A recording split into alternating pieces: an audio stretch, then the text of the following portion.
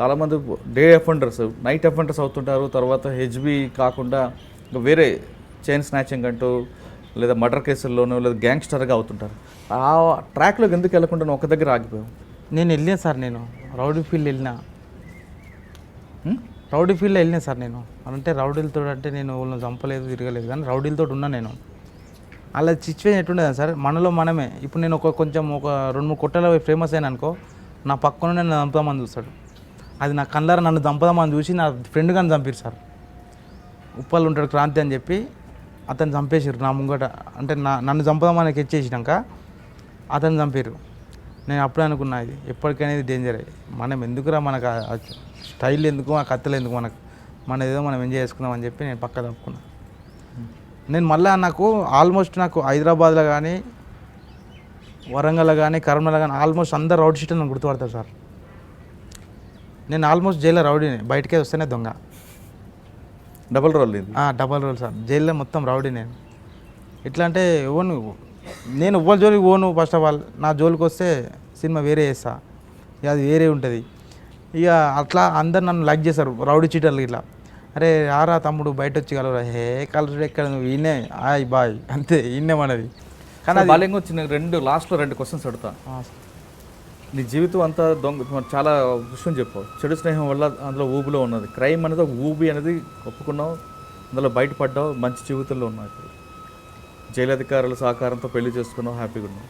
కానీ ఫైనల్గా 2 క్వశ్చన్స్. ఒకటి, దొంగతనం జరగకుండా వాళ్ళ ఇంట్లో ఆ ఇంటి వాళ్ళు ఎలాంటి జాగ్రత్తలు తీసుకోవాలి ఒకటి. రెండో క్వశ్చన్, ఇప్పుడున్న యువత చెడుదారి పట్టకుండా ఉండాలంటే ఏం చేయాలి? ఫస్ట్ది ఏమనేది సార్ మీరు, అంటే ఆఫెన్స్ కాకుండా ఎలాంటి జాగ్రత్తలు తీసుకోవాలి? ఇప్పుడు మీరు చెప్పిన కొన్ని పాయింట్లు చెప్పావు.